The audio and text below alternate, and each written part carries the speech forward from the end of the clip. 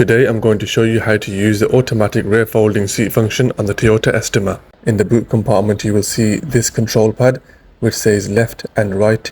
If you press the right button, the back rear two seats will fold down, and if you press the left button, the rear single left seat will fold down. Let me show you a demonstration. So if I press the right key first, you will now see the two rear seats fold down.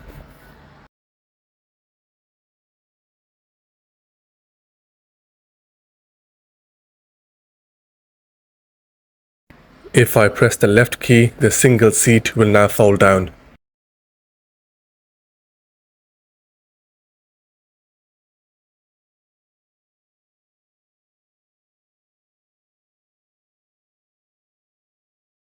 If you want to fold both seats together, just press the left and right buttons together. To unfold both seats, just press the left and right key together. I hope this was helpful. Please like, share and subscribe for more videos.